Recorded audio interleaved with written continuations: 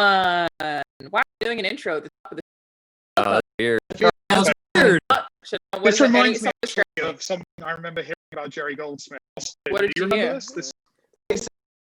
No, see, this is the thing. I was going to see if anybody would just, like, notice that it was there and ever comment the fact that you have the sheet music and book. What's that called? A book conductor score of You called me out. You're like, who needs that? What is it called? Is it a piano book? What did you call it? What would you call that? It's the conductor score. It's the full orchestration. It's not a piano book. Conductors walk up to the podium and go, "Here you go." And they're going to open that book. Well, they could. They could. I saw Austin conduct before I actually spoke to Austin. Yeah, I have 5 years. And what I love is that we never established that until we'd already known each other for quite some time. Wait, what? How did I not know this story? I lived in Brisbane before I moved to the US. Yeah, so I helped the Brisbane Symphony organize a live video game thing. I was connecting them with PR to like get trailers and stuff when I was still working in the games industry in Australia, and then Austin conducted that show, so I went there with my mom and watched. So technically we worked together. Yeah, but we didn't meet. Nope, never met. So I'm gonna commandeer this for just a second, if I may. I would have it no other way, please. Well, in direct defiance of Alanah's that we not watch the stream. If you look in the chat, I have pasted a link to the stream. Yes. And I need you all to open the stream and make sure. He's just rebelling. He's rebelling. And he's not even done the introductions. This is a coup d'etat. You'll obviously need sound on. We're reaching out to a new audience, Austin. We're finding a new audience who've not seen our stuff. We're trying to convince them this is a real podcast. No, just let me, guys, please. No, I'm the people who are watching for PAX don't even know who we are. Yeah, I'm on it. I got you. Increasingly not caring. I got you. I promise. I promise. I prepared an intro that you can trust me. Okay. So, are you all watching the stream and you have sound on? I am, and I'm watching a very intense ad. Oh, well then give it a second. Let me know when you're happy. I need to make the leap, apparently. Who doesn't subscribe to PAX? Can I at least do this, because this is going to drive me crazy? No. Well, the ad, yes. But once the ad is over, unmute. Okay. Oh. Okay. Are we all good? Yeah. All right. Josh? Go ahead. Hello, everyone. Welcome to another episode of Play, Watch, Listen. Our intro to the show.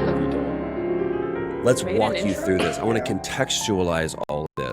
I have a question before you answer that. Hi, everyone. Welcome to another episode of Play, Watch, Listen. I'm Alanah. I am joined by Austin Wintory, Troy Baker, and Mike Bithell. Alanah, if I can tangent, just for a second. Tangents are so welcome.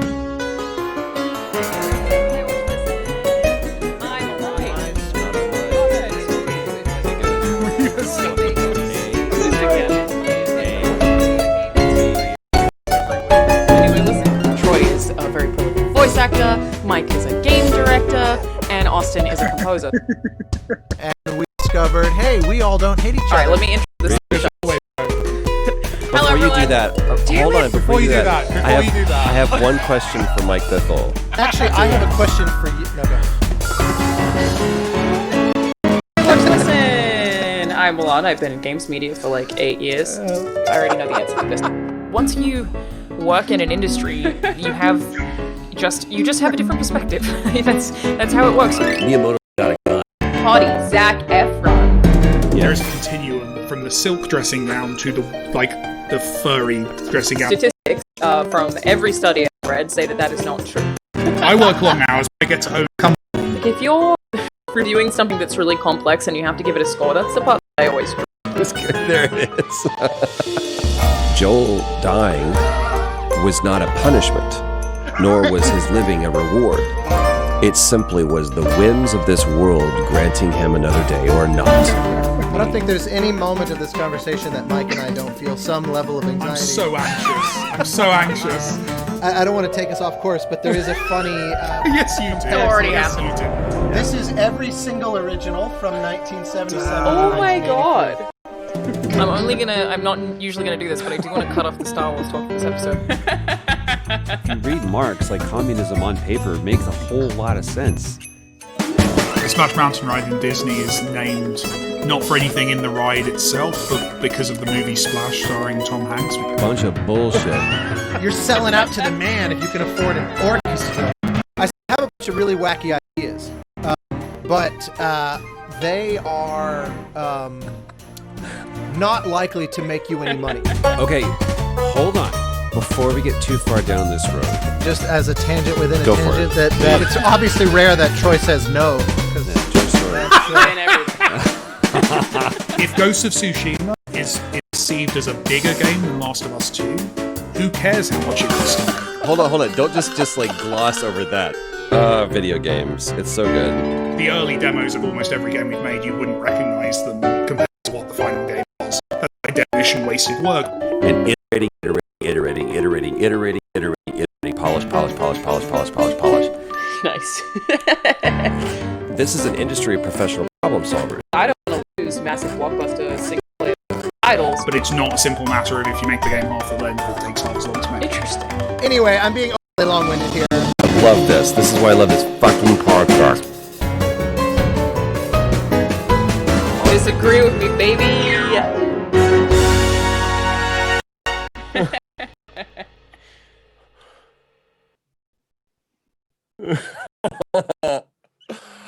Holy crap. Okay, now close the stream. Oh my god. What did you do? Who made that, Austin? That was awesome. I have a fabulous assistant, Dallas, who's good with the video motion graphics. So I went and sourced a bunch of clips. I arranged it all in a timeline and sent it to him as audio. It was like, now sync all the clips to this audio. And Oh my god. That's Absolutely amazing. amazing. Well done, both of you. Okay. I have a follow-up call to Dallas after this. Yeah. That God. was absolutely incredible, and I guess I don't need to intro the panel now. just an option to consideration. Do as you will. I feel like I've overstayed my welcome. I'm going to be silent the next hour. So, Hey, can you send that to everybody so that we can have that for forever? yeah, I'm actually going to be live on my YouTube channel in like 5 seconds. Amazing. Thank you so much, Austin. That's crazy. I have no idea what I'm going to do with that. The audio version, we'll figure it out. It's fine. Good luck. That's more work than I put into 30 episodes of this show. So. What's our? Do you even know like what's our very like percentage between audio and video? Because I feel like most people watch us. We still have video listeners that have video views. Do we have anybody that plays? It makes sense. People that watch, people that listen. Have we conquered the play yet? That's what we do. Yes. Through like dreams. No, we have most of our audience is actually on Spotify. On But Spotify. because of the way SEO works, we have the opportunity to have a lot more views on YouTube. I can. People who've never sort of the breakdown. And this is episode 30, which is very exciting. Dirty 30. We made it to 30. Wait, are all of us 30 except for you, Alanah? Yes. Uh-oh. Play I'm by still a speed. ways off, thank God. That's Are when you, Troy, are you like 30, 14? Is that your age? 30. Troy's been 30 for the last 14 years. 14 years. Yeah, exactly. 14 years, go strong. Yeah. I thought that I would take this opportunity while doing, a live PAX panel to ask Mike Bithell if he's finished The Last of Us Part 2 yet. Call out. Not. Brilliant. I have not. Excellent. I've actively He has started platinum multiple Ghost of other Tsushima, games, though. Two I'm nearly platinums. there. I've got Tony Hawk's to play as well now as well, yeah. Son of a bitch. Austin, where- how are you Horrible doing on The Good human. Place? I actually have an update on that. I have made it into season 2 of The Good Place. Over the last week, I finally, Hey. Angela and I were like, all right, let's do this thing. And I see upon cresting the season break of 1 into 2, it immediately revealed to me what was the reason you and everyone else was so That adamant we were about into it, yeah. Ted Yeah. Danson Don't is a say goddamn no. national treasure. Oh my He's great. gosh. Don't say. Nothing. I won't. Spoilers. I love you. No, I but won't. I'll say this, because I think we stopped last night at like episode 4 of season 2 or something. The thing that blew me away, that all of season 1 is like an extended trailer to season 2 in many respects. It feels like to me, like they're laying a foundation that's wacky and silly, and then it pulls out the rug. I know I'm telling you everything that you've known for years, but the thing that I liked was that I thought, okay, reboot.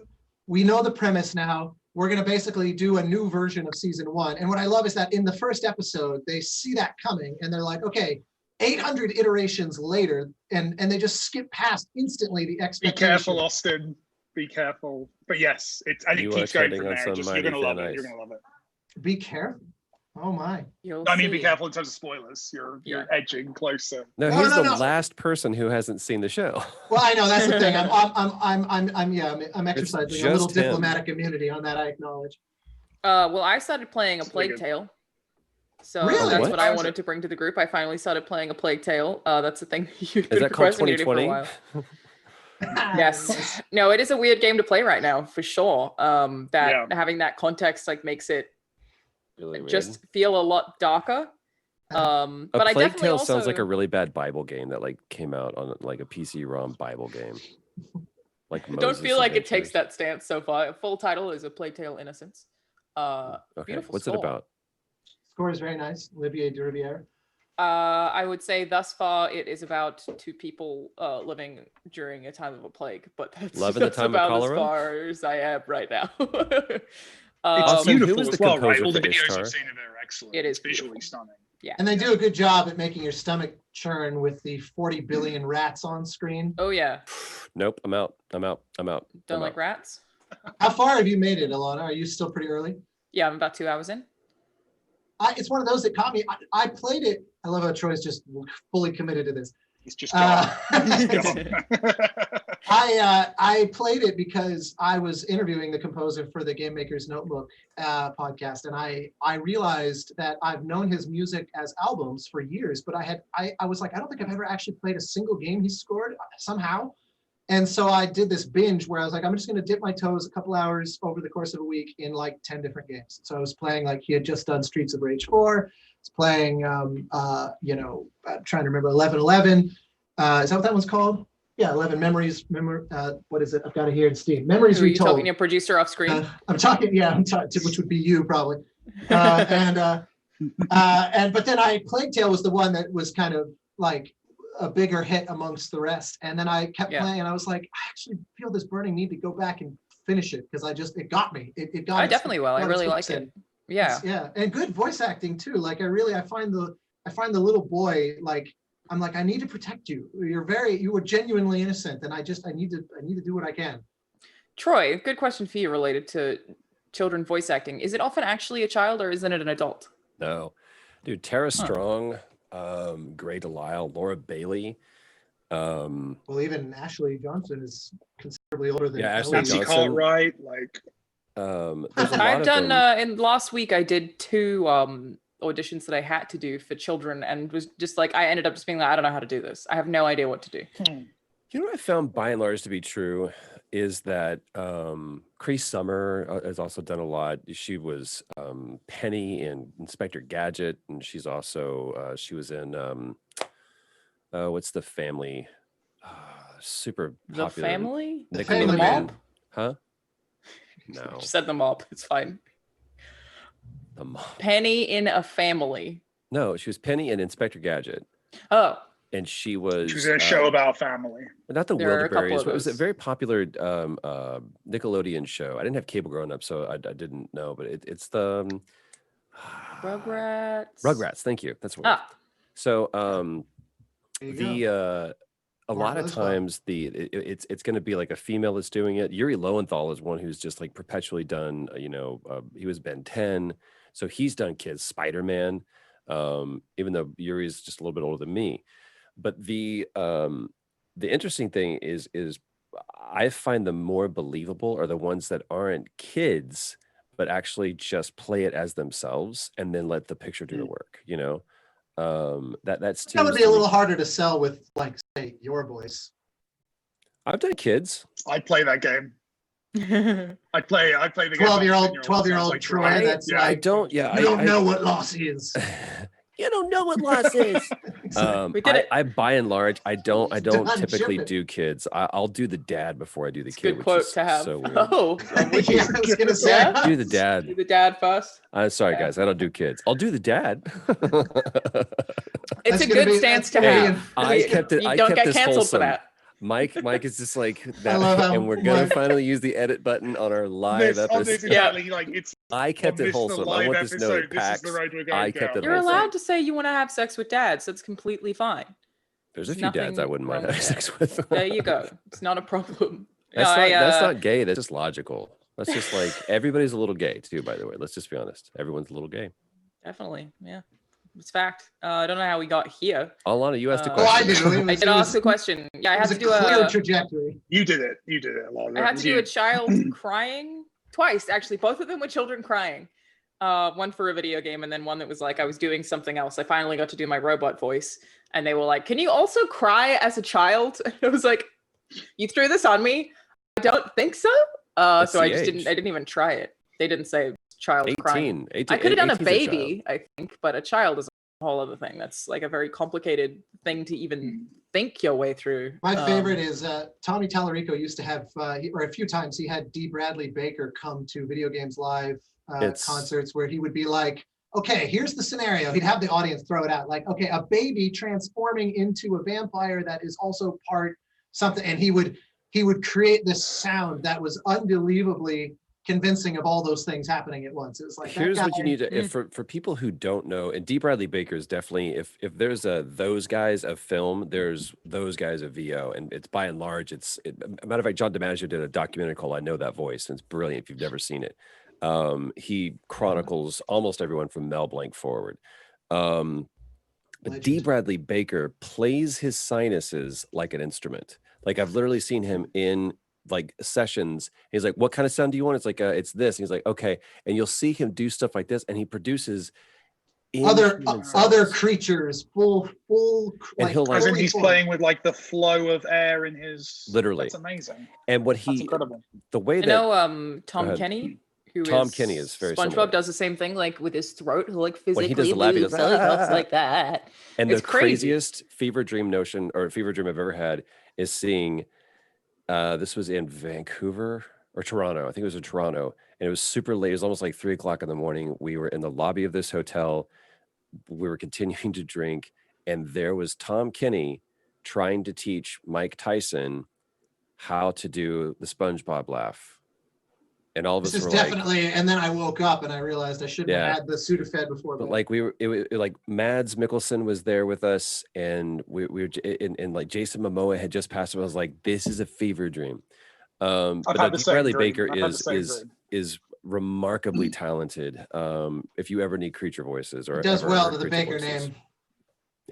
How do you learn how to do that kind of thing? Do you think it's someone just experimenting? His story is great. He used to play at the Universal theme park. He was Beetlejuice, and it was just like, it's a thankless work, but he's just a great actor, character actor. And Mary Elizabeth McGlynn, we used to work there as well, and she said he would walk around with a tape recorder and just learn like what happens if I do this, and would just record himself making all these sounds. If D. Bradley Baker, if it's ever a lull in a session, you will swear that there's a cricket in the room because he's doing the sound of the crickets, and he's also he's the fish on American Dad. Yeah, he's just the impeccable German. He cracks me up. He also has like a great resource for people who want to become voice actors called iwannabeavoiceactor.com, and he's just like salt of the earth. He's one of the greatest humans, kind, hilarious. DBradleyBaker.com. I love that phrase. He plays his sinuses like in plays his sinus, and I've watched him do it. Like he brought in like a glass tube, and I was like, "What sound do you want?" He's like, "Well, they're kind of like helmeted creatures," and so he would. And I was like, "That's processed." He's like, "That's organic." Like all this, and but that playfulness is something that's consistent with voice actors I've encountered. Like I'd say more than most other professions, the amount of kind of silliness and playfulness in the moment, and how. I don't think this is part of being an actor generally, right? That kind of willingness to expose yourself and just be really silly and daft and try things and be creative. I love that. I love the number of like VO sessions where I've got like recordings of those sessions, and the actor, I did one recently where the actor in between takes was just doing other characters like in the booth just to keep his voice warm, and it's just lovely, that playfulness, that experimentation. It's just so much fun. I love it. You know, I did that. I kept pitching myself. Like I did that also on Tales of Batman. I did the same thing, like Telltale's Batman. Telltale's Batman. All the ingredients were there. It was fun. Yeah, you got it. I kept doing like Falcone, and not nice. like auditioning. They're like, we already cast Falcone. I was like, I know. I just like doing the voice. It's just fun. Just see if I can do like Lizzie Batman. But I think a lot of it. That's you're welcome. That was where you did. Nobody used this. It's like when I did Volume and I saw Star Wars Force Awakens, I realized that Circus basically had turned up and done Snoke in the recording booth. And I had no idea until I saw Star Wars. Oh, fair play. Yeah, you got a couple of runs out of that voice. It's awesome. Some of the best versions of like characters have come from just people. Like one of my favorites, I think we had talked about this before. Peter Cullen was, his agent said, you have a session with Fox, I think it was. And he was like, what is it? He was like, they want to do creature voices. Like, man, I'm blasted. Like he'd done a lot of other VO gigs. He's just tired, but he went down and he got the gig. And so he goes down and they said, so we need you to do a creature sound, it's alien kind of thing. And he was like, what does it look like? It's like, we can't show you because it's confidential. He's like, well, I can't give you a voice. I don't know what it's supposed to sound like. So finally they had to get approval and they showed him what the character looked like. And he goes, oh, okay, I got that. And they use a Sennheiser 416, which is a shotgun mic. He's like, you need to bring that down closer. And they were like, that's where the mic goes. He's like, I don't care. If you want me to do this voice, you need to bring it closer. And so he dropped it like 3 inches. Like, no, bring it right here. And he did the sound. I can't even make sure I can do it. It's a cat. Predator. And that he did that voice because he didn't want to scream. Wait, Cullen's Predator as well? Really? He did. Peter Cullen Cullen's did. Predator. Yeah. Damn. What an instinct! Like, and Optimus you got Prime, like the best and the worst. I love it. I love that. Wait. So did they give him direction for what they wanted Predator to sound like? Nope. He said, I need to know what the character looks like. They showed. He goes like, those look like the hermit crabs that I grew up with, that I would find by the water. And so he was like, I know those things sound like this. And so that's where he came up with Predator sound. That's super cool. It's amazing. I guess this is a great spot for me to transition into what I wanted to talk about today. Go. It is a weird subject week. of the episode. Yes, it's a weird week to record because we have a PlayStation conference, and that is happening. Yeah, $800, I reckon. Internet $900. Yeah, he's gone up to 900. 10,000 US. 900. We did our price predictions last week, so potentially, if that conference is meaty enough, we'll have to catch up on that next week. But we did. We're also a week late on this topic, which is the Dune trailer. Austin, I know we spoke about it a little bit last week that you're a huge fan of Dune. I just bought the book, haven't started reading it yet. I would call myself a big fan, not a huge fan. Only because I read it as a kid. I loved it. So what were you like 5 meters? Yeah, exactly. Oh no. What's the difference between big and huge? One is like Massive. height, Derailed, but, No, I understand that. Like, I don't call myself a Star Wars fan because I feel like that's like a layer. Like, I obviously am a person who likes Star Wars, but I feel like Star Wars fan is this like extra layer of identity, right? Yeah. Will we not say Stan? I stan Star Wars.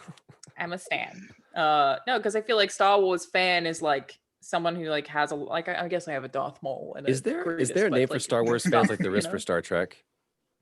Or is there would be. My favorite is the Skywalkers. Nah, I don't think there is. I always liked that. Jedi. Well, they call them Jedi's. I mean, they have the 501st, which is like extremely legit, but yeah, but that wouldn't be. That's a specific they're really thing. cool. The 501st. I don't think you have a name for. Really? Yeah. Like a full on. Pull it up right now. They did a whole ceremony for me and inducted me into the 501st. I was like, this is a big deal for me. But do you have the full suit? No, I'm an honorary member of the 501st. That's called. So I have my challenge coin, I have my badge, and I have my full packet. And I was like, thank you so much. They're like, never be caught without your challenge coin. And so far, I've never been. That's very cool. We'll see. That's a real thing. But I feel like the Star Wars fan doesn't need a term because Star Wars fan is everything. It's just called Star human. Wars is just pop culture, right? Like it's Right. just too broad. No, my favorite term for those was brown coats for the Joss Whedon Firefly community. That's good. Cool. I always liked that. Yeah, they were the brown coats and self-identifying as a brown coat. That was They're always coming good. What did you think of the trailer, Austin? Yes. Wait, Well, I came at it mostly from a standpoint that I have become thoroughly, betwixt by Denis Villeneuve, the director. Betwixt is not the right word. Bewitched by is a better. Yeah, like I never the right word. Yeah. Bewitched and bedazzled. Yeah, exactly. You're right. He's betwixt, bewitched, and bedazzled. Yeah. Exactly. Yeah.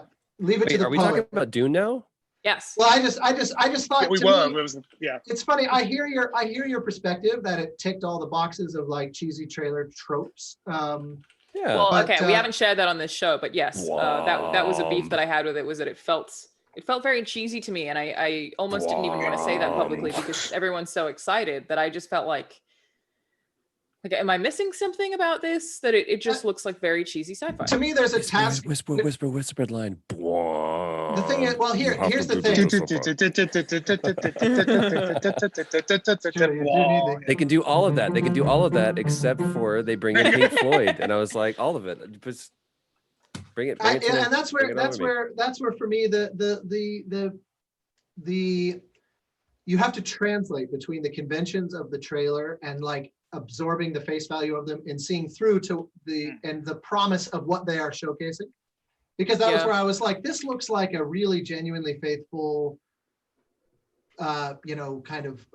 adaptation of a novel that has proven historically elusive to really get in a way that everybody can agree on.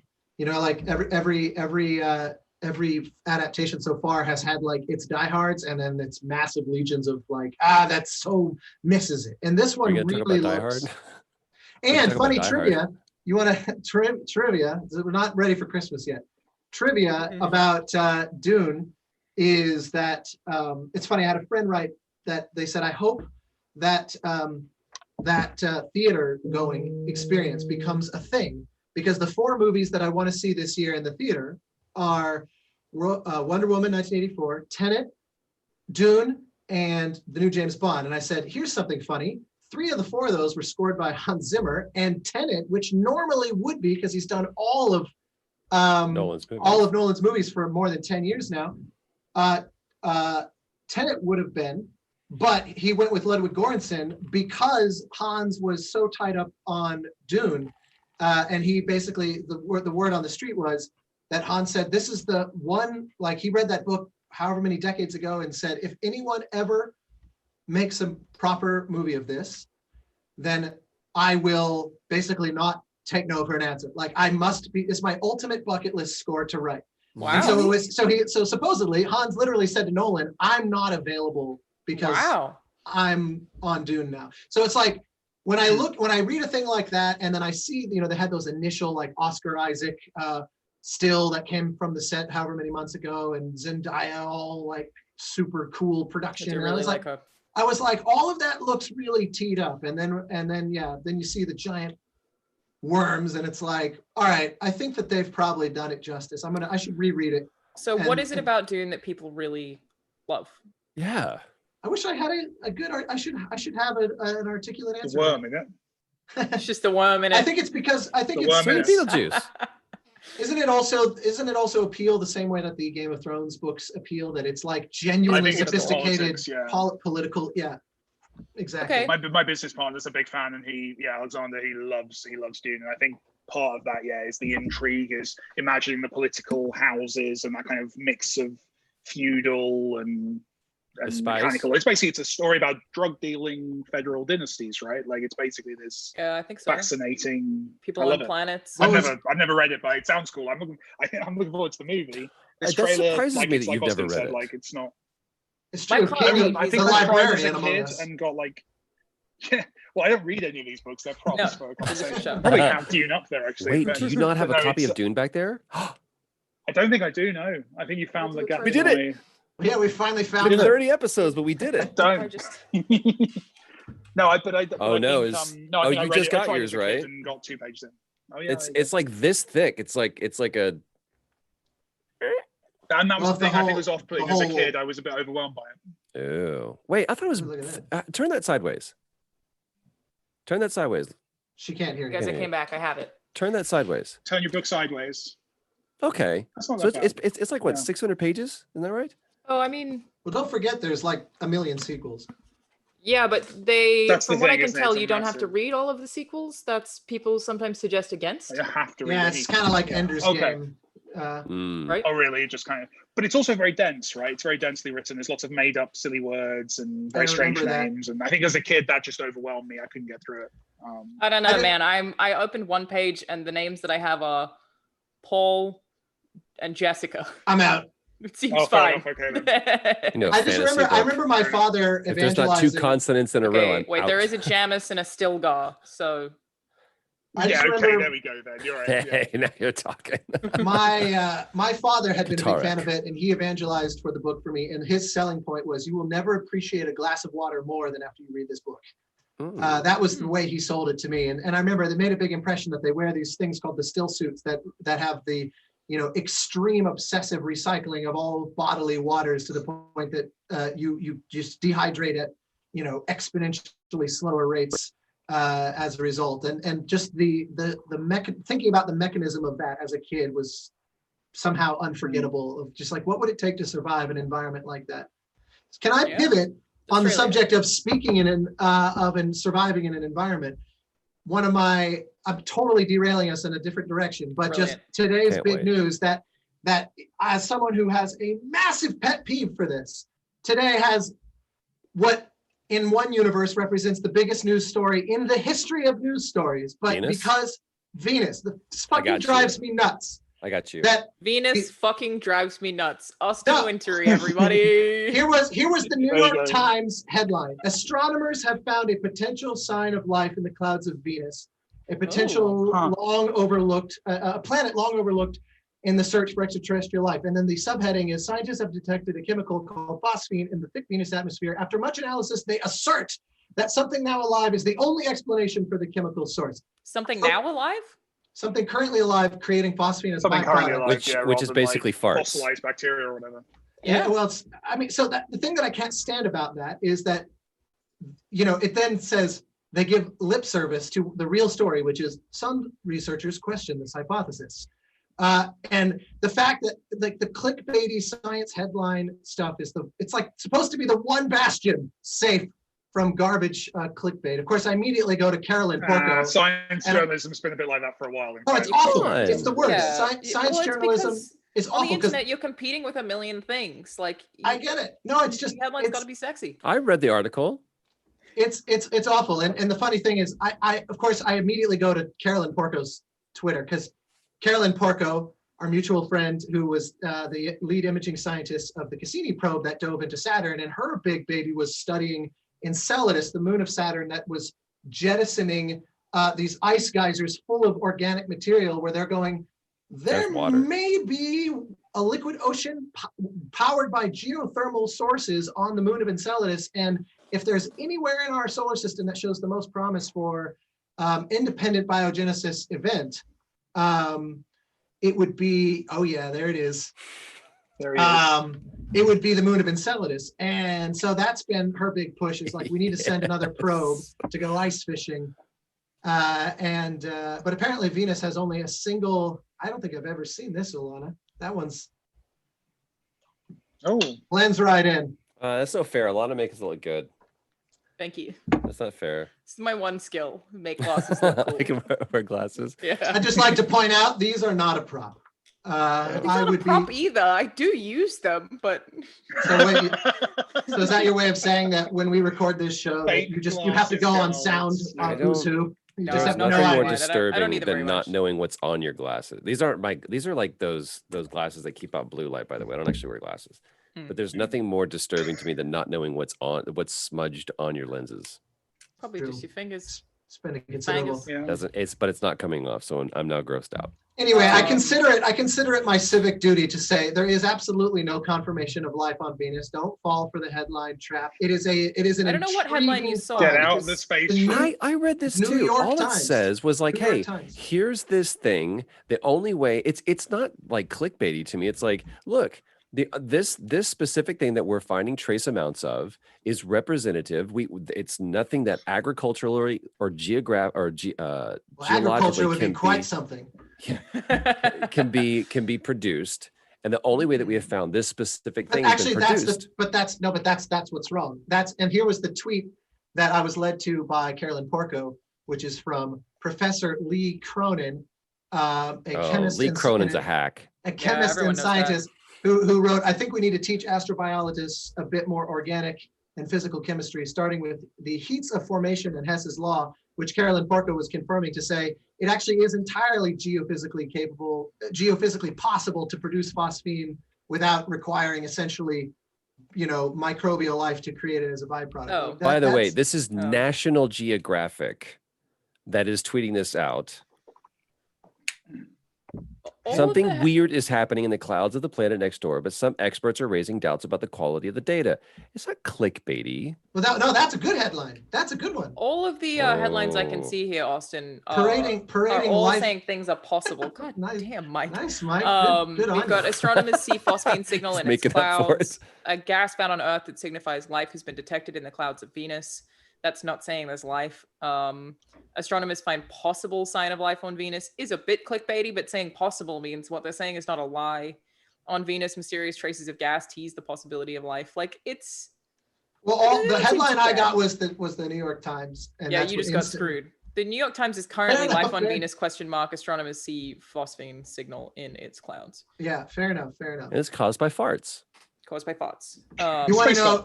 Yeah. Space farts. That's all you have to do. Space Is just add the word space to it. It's anyway. I know. I'm cool taking us off. It's just that was one of those that I was looking Again, We've at. had worse tangents than talking about Dune, which I also wanted to follow up and ask, like, why do we think that this particular thing that doesn't seem like it is that mainstream popular has been iterated on this many times? What is it about Dune? Again, not being necessarily inherently guaranteed to make money, because I don't know that Dune is like pop culture, like right on the forefront of things. Well, Lord of the Rings was Lord of the Rings before those movies of comparable sort of nerd culture saturation. Like I feel like those books were not on every human being's bookshelf, and they still justified a there was a nerd $100 million. I just mean that there have been multiple for Dune. Huh? What? Go ahead. I just mean there have been multiple iterations for Dune is what I'm saying. Like they haven't made Lord of the Rings like with 3 different people or whatever. Well, there was the animated. There was the animated version. 80s, and that was. Didn't even know that existed. There you go. Well, it was 40 years before you were born, so it's in fairness. Yes, thanks. I appreciate that. That one does not age particularly well in my estimation, musically included. It's one of those that you wish even the score could hold up, and it really doesn't. Leonard Rosenman, sadly. But call him out. Go for it. Just roast him, Austin. Dude, how do you know this? It's time. Who was the composer? That guy got me insulted as well. Dude. Austin, who was the composer on Ishtar? On Ishtar? Mm-hmm. Got nothing. You should have made it up. I did it. Yeah, we wouldn't. I got Bithell on the bookshelf, and I got Austin on the composer. It's true. I could have said anything. I had an astrobiology book. That's. I'm solid. I think that's solid. How are we talking about PlayStation? Wow, Dave Grusin is the composer on Ishtar. Interesting. Well, I mean, we can talk about PlayStation, but it's, like I said, immediately outdated by the end of this week if we talk about fun. it. We can talk about how wrong we are. Give me your 100% correct things. Say it as though it's already happened about the PlayStation conference this week. Yes, I remember so well when they revealed the PlayStation 5 price, and it was exactly... Yeah. My price projection here. I think you were heading through a tunnel. Yes, Austin was in the last PlayStation conference. Mike was in this one. That's crazy. Don't know what he was doing there. But space showed up. I also not. It's really hosted by Greg Miller. Not to be overly self-congratulatory. I was also in the Ubisoft Fast Forward. The highlight. You were the highlight on Thursday with their VR game Agos. Oh, cool! Had the pleasure. Scored that ages ago. Glad it's finally. Did you have you personally were on it? They had one of those great clips of Austin going. Video Yes. games are amazing. just one Video little- games are amazing. I guess, yeah, in that sense, sadly not. That was my true peak moment in life, was being told. That was it. That was the moment. I was telling you, expect the unexpected. That's what I it was very was. excited to see you there. It was very cool. It was mostly a lot of, wait, what? Him? Who's that guy? Not so much excitement, but bewilderment. Like, wow, I guess they pulled that together right at the last second, and he was the only one who was like, I'll do it. Here's a question. Yes, I'll do it. To Austin's wonderful introduction, which changed more? Austin's facial hair or my, like, what do you think was the most, looking through that, what changed the most? Because like it was Biggest your aesthetic background change. or the state of Austin's face. Alanah. Like your background's changed, I think, less frequently. I've stayed exactly the same throughout the course of this right? show. Your chair's changed. My chair has changed twice, in fact. There were two noticeable things that I had forgotten about to that question when putting that together, which was I found a few quotes that I liked from the first episode, and then was very annoyed that was the one where it just had text on screen the whole time saying "There's no video this time." Yes. And Yeah. so I had to B-roll around that with Dallas to make you realize that you're hearing audio from episode 1, but you're not looking at episode 1 in order to solve that problem. And then subsequently, we had a few where whoever was talking was giant. The Skype days, yes. The Skype era. Did we start on Skype? Yep. We Remember did everyone? to me, Yeah. I think, right? Yeah. Well, I just remember the complaints. Everyone was upset that Alanah was too small. That was just consistently. couldn't do anything That's about right. it. That's right. That's like they- consistently the issue. I didn't have a choice. What was I supposed to do? That was one of those humbling moments of recognizing the pecking order of why people are.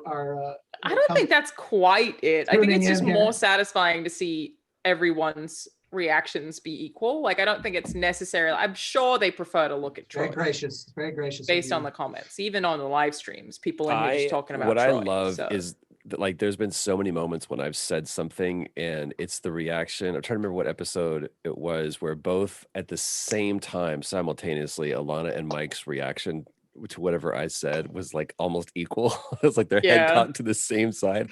I love being able to see, like, because there's even stuff that I miss and like going back and rewatching or re-listening. I was like, oh, there's actually something that, and a lot of times it's something that Mike said, because I typically tune him out. You don't really listen the first Yeah. time through. Anyway, the accent's tricky. I'm sorry, as well. something weird buzzing in my ear What was that? with a slight yeah. British I don't know what that was. aristocracy. Strange.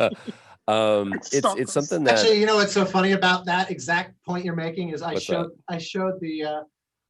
the video to Angela, and the moment in the video where Mike says, "I work long hours, but it's okay because I get to own a company," and we kind of superimposed this like Mr. Moneybags thing Yeah. because of just how fast moving it is. She missed the point, and I said, "Did you like the thing there?" And she goes, "Oh, I thought that was just because he's British." And Right. I died. I thought that was That's a I was valid like, read. I was like, yeah, I mean, that's if you walk around London, that's just Also, everybody. yes. I mean, ultimately, we create art. Other people bring their own meanings to that art, right? Like we don't own it at that point. It's you know? true. It's very It's important true. that people can put what they want to put onto it. You know. Wow, real game director shit out here. Look at him go. But Taking related, I credit do for shit I didn't actually, do. speaking of art, we gonna have t-shirts. what? This is the logo. Let This me is my move first over. time seeing this. I was about to say, I feel like Yes. I'm on an Not approved. episode of like Oprah Winfrey's gonna come out. It's a You special are. episode, isn't it? These It's will be good. on t-shirts. I'm going to drop them on Friday. It'll be on redbubble.com/PWL. I decided that we will make $1 of profit from every shirt. The rest will entirely be production, and we will donate it all to charity. So Kick ass. the That's the awesome. real play Do is that we I just get want to see free people wearing our cool t-shirts? shirts. No, because Redbubble doesn't work like that. I would still have to pay for them. What? Yeah.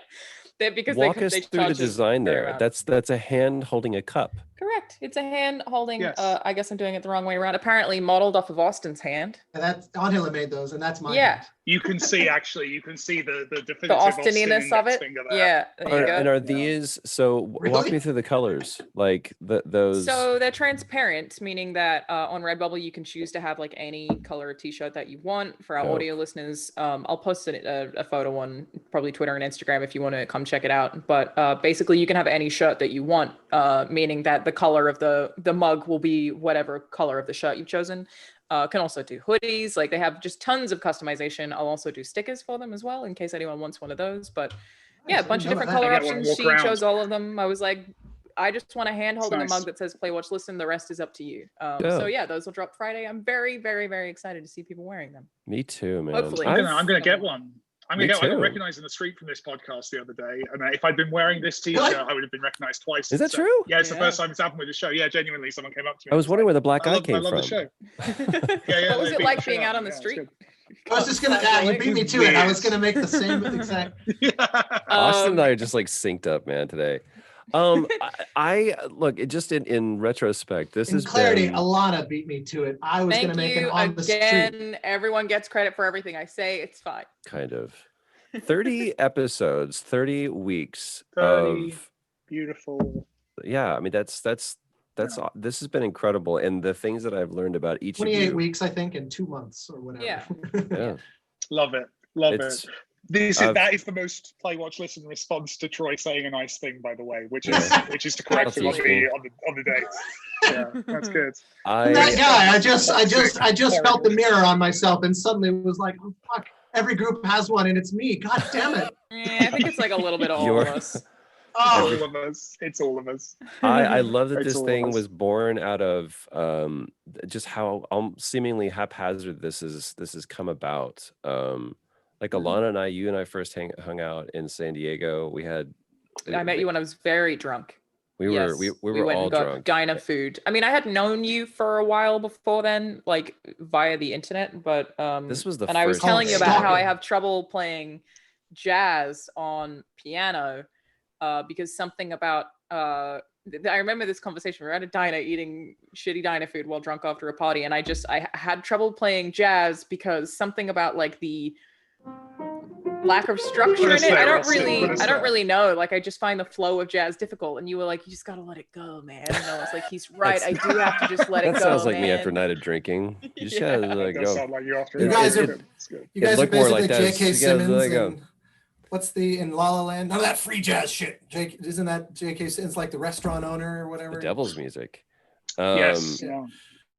And then Mike Bithell for me. I mean, I don't want to dominate this, but like Mike Bithell for me being your fifth choice, and then that you met me before that. You met me before that, and I don't think you remember it. We were back to back on a. Ooh, I like where this is going. We were back to back in a now let the imagination wander. Was it London Comic Con? There was a Comic Con, and like you were there with one of the Marvel Lego games, I think, and I was there with Volume. And I remember we met in a corridor, and I just basically fanboyed at you for 5 minutes. You were very friendly to me. It was very nice. And then we moved on with our lives. But yeah, I had a nice interaction with you before Mike, we knew each other.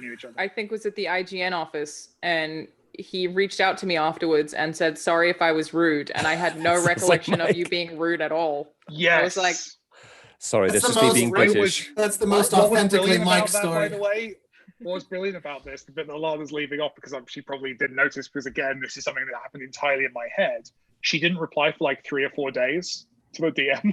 I think and Mike's just like, well, getting the rope. Alana I think hates me. I was like, Alana hates me because I'm a terrible human being. I was just like, I don't have no recollection of anything you could have even done that was rude. I was like, you were just so generally unmemorable. That's it. I spent roughly half my life apologizing, in fairness.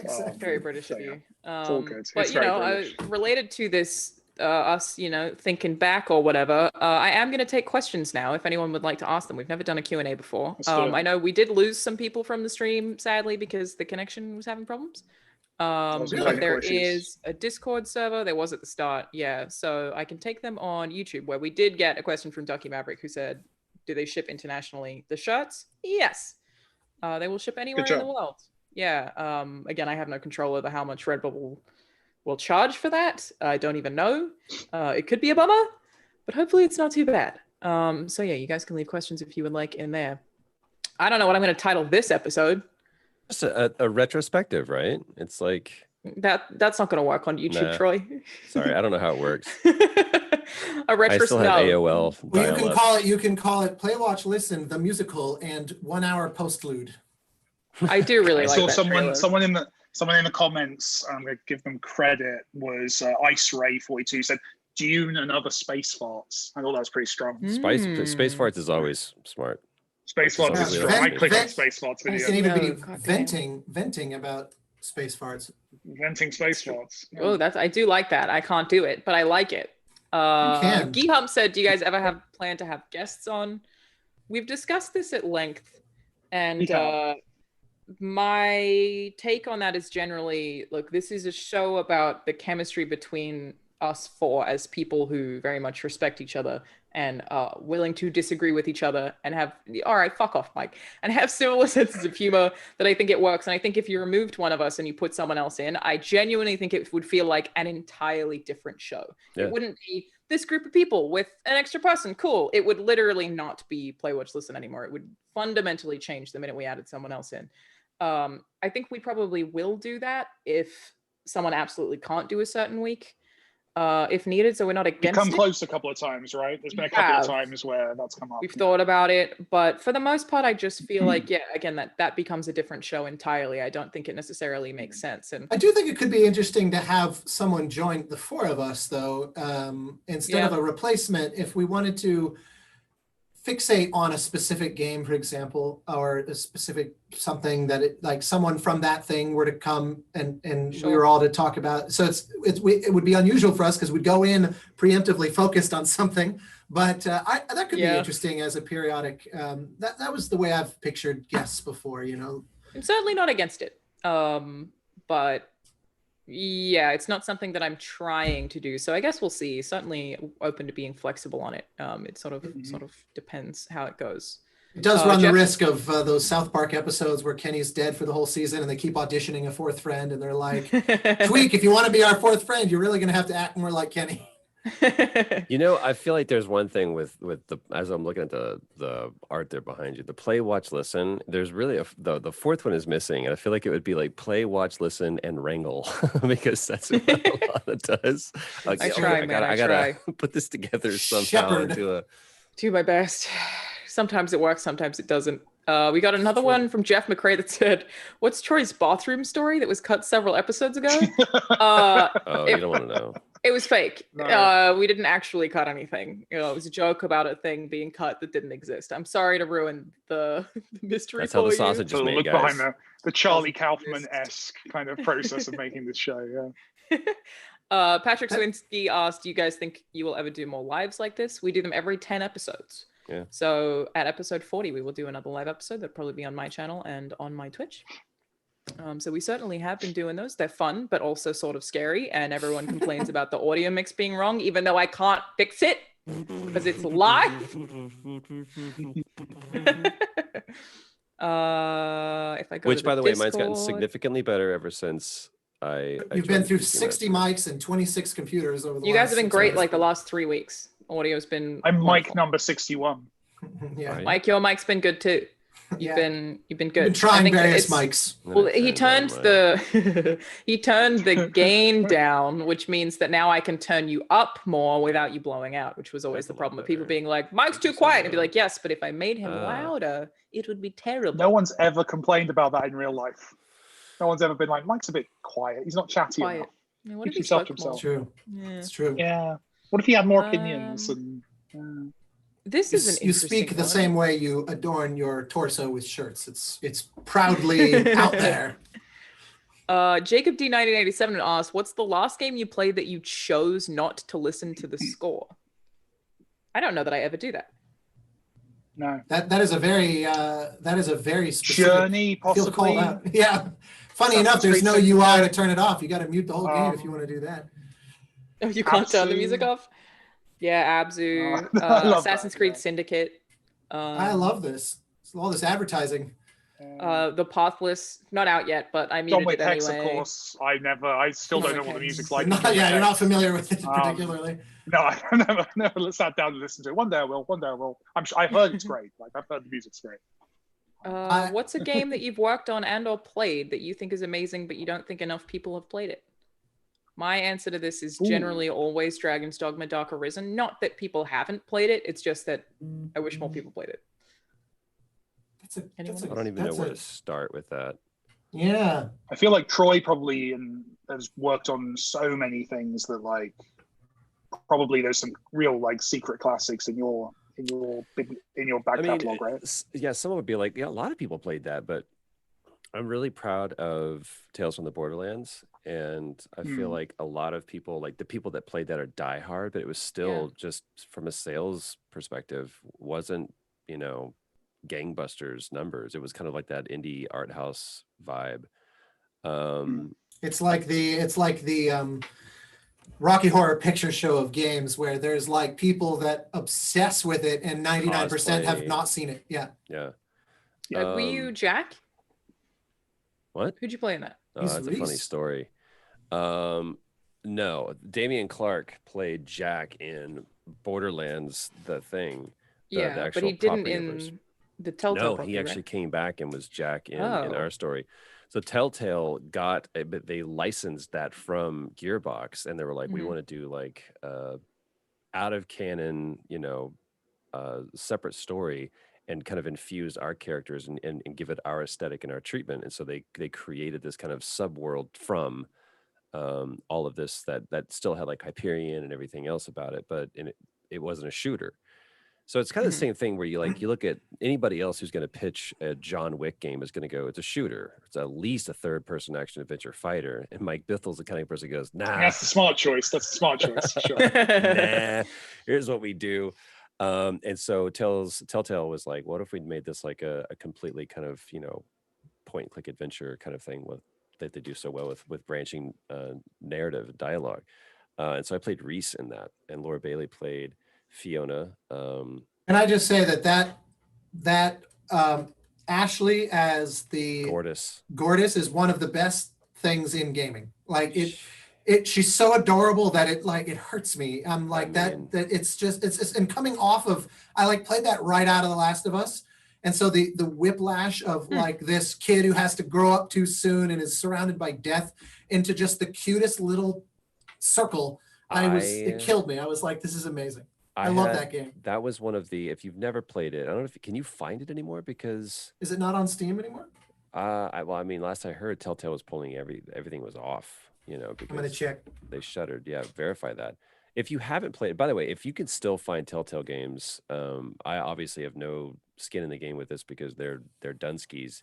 And fortunately, most of the incredible amount of talent from the writers, the animators, character modelers have somehow found fertile soil by which to plant themselves and grow in other studios. Yeah, Ad Hoc now working on it's still it looks like it's still there, although it's tough because it says it's already in my library, so I can't tell if like I'm getting a special store page that if I hadn't bought it I wouldn't be seeing it, but you should. It looks like it's still there. Obviously Wolf Among Us and Walking Dead are fantastic titles that they did, but the lesser known ones, Back to the Future is the fourth movie, and Tales from the Borderlands, you'll cry. Like there are beautiful moments in there. It's easy for games to make us cry, except for Alanah Pearce, because Alanah Pearce typically doesn't cry during movies or games, but she will at a book. But true. For a game to make you laugh, it's really hard. It's really hard to do comedy in games.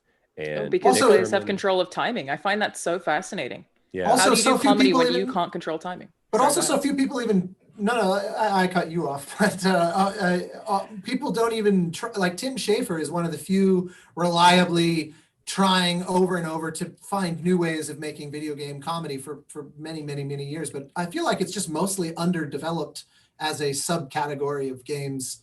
But South Park did a great job. Yeah, South Park game is amazing. Both of them, I loved. Tim Schafer, and I'm not sure to be reductive or disparaging at all, but Tim Schafer has a tendency to just kind of go either fantastical or rompy. But they're still hilarious. They are. Yeah. They're funny, but the thing that especially Tales from the Borderlands did was the subtlety and the nuance and the downplayed of like heist as a comedy kind of feel. And that is a credit to everyone that worked at Telltale, but specifically to Nick Herman and Pierre Charette. Like those two guys as writers, both of them have found great homes. But anybody who's ever had the opportunity to work with those two guys would be fortunate people because they're just incredible. So I don't know, that would be my submission for like, maybe people didn't play this enough, but I'm super proud of that game. Mm-hmm. Fair. Anybody else? Austin? I think I've scored a lot of things that nobody played. I've also scored far more movies that nobody has seen than I've actually still to this day scored more films than games. It's gonna be probably another few years before those numbers, because the rate of movies that I score is a lot lower these days. So I just had a few years where I was doing so many that I got out ahead basically. But there's one, in fact, you know what? I'll hijack that and say that there's a movie that I did that I was just thinking about the other night. And I was like, man, it's such a shame that more people didn't see this because it's so good, which was called A Little Help. It was directed by Michael Whitehorn, his directorial debut, but he was the creator of the sitcom King of Queens. And he wrote on sitcoms going all the way back to Family Ties and innumerable others. Very, very, very well known and respected name in TV. And he directed a film, and it was Jenna Fisher, Pam from The Office. It was her first film as the lead actress. And it's got also Rob Benedict and Chris O'Donnell. And we did this 10 years ago. I scored it in 2010. And no one saw it. And it is so good. And it's not what you're expecting, like, because The Office was still like very much, I think it was still going in 2010, right? It had to have been. So the popularity, you know, she's very much associated with comedy. And the movie is a comedy, but it's a dark comedy about people who are broken in life. Like it's not a slapsticky movie at all. The premise of it, it's a very twisted premise and actually kind of ironic given that we just passed the anniversary of September 11th, because the movie takes place 1 year after September 11th in New York. And Great set for comedy. The premise, well, that's the thing. This is Michael. Jokes write themselves, right? Yeah, the premise is that at the very beginning of the film, Jenna Fisher, her character's name is Laura, her husband dies of a heart attack, and they have a very broken marriage, and they have this kid who's about 10 who wants nothing to do with her. He's very fixated on his dad, and the dad doesn't really care about the kid. So it's just like a triangle of sadness. And the dad then dies, leaving her with this kid that she has no connection with. And then he changes to a new school, and the school year starts. It's the 1 year anniversary of 9/11, and the kid lies. And because his dad has just recently died of a heart attack, everyone says, "Where's your dad?" And he lies and says, "My dad was a firefighter who died in the towers." I think I maybe have heard of this. And then Jenna Fisher, in a desperate attempt to bond with her son, when the faculty call her to basically verify this, she leans into his lie and has to live in that lie with him. And but the movie it's so much more than just that. For a movie about people, it's just about people just trying to figure out life. And her performance, I actually got to visit the set while they were shooting, and I just knew her as Pam, and I was like, she's a real actor. She's nothing like Pam, and she's nothing like her character in this. Like, I was blown away, and it was one of those, the movie, she went on a like Conan O'Brien or one of the late night talk shows to promote the movie when it was coming out. And she was pregnant at the time, and all they talked about was being pregnant. They didn't talk about the movie. And then the interview was over, and then the movie came and went, and I was like, and Jacob Dylan from the Wallflowers, he wrote original songs for it. Sony Columbia put out the soundtrack album that has even some score on it and all that. We had all the dice loaded, and still no one saw it. And I mean, maybe it sucks, but I thought it was amazing. I thought the movie is brilliant. Put it on the list. Yeah. I don't even know where you find it. I don't think it's on Netflix. You probably have to stream it. Never mind then. How about you, Mike? Do you have a throw to that? I like we've got a minute, so I'm going to say Dead to Rights Retribution is one I worked on that I feel like that game deserved more of a moment, because it was this really nice combination of melee combat and gun combat that was way ahead of its time. But I was only a very junior kind of designer on that. But anyway, we're running out of time, so I think we have to say our goodbyes, don't we? We are running out of time. Thank you. Sorry, so much, I didn't mean to monopolize so much. Oh, you're fine. It's all good, man. It's all good. I did want to quickly answer the question that everyone keeps asking is, what are you guys going to do when the pandemic is over? Everyone's like, are you going to be in the same room? Well, Mike lives in a different country, and we have jobs and we record during the week. So I don't know that we will ever record this show in the same room. But I'm hoping we can keep up the consistency. I'm in LA every now and again under normal circumstances. Well, this would have been a live PAX panel in person had the pandemic not happened. So we'll certainly try to do it at a conference or something, but I don't think the format of the show will change, because I ultimately do the show on my lunch break. So I can't really drive somewhere or whatever on a lunch break. It doesn't really work. Do you think we'll go back to monthly, or do you think this is now just a thing that all four of us love? I don't want to. I like doing the show too much, but I guess we'll see. We'll have to figure it out. The lack of travel has made it really easy to stomach that time. Yeah. Because travel usually is a big, my guess, if I had to make a prediction in the spirit of our PlayStation pricing thing, I think a happy medium would be bi-weekly. Yeah, probably. Because a month is a long time. Like, just think about that between the first and second episode, where it's like, okay, all the Mandalorians finished, the new Star Wars. It was like there's like too much to unpack. Too much. Yeah, too much. Exactly. Yeah, but we'll figure it out and we'll keep you updated. Thank you everyone tuning in to watching the show live. Merch drops on Friday, redbubble.com/PWL. Can't wait to see everyone wearing it. Bye. We'll see you guys next time. Bye.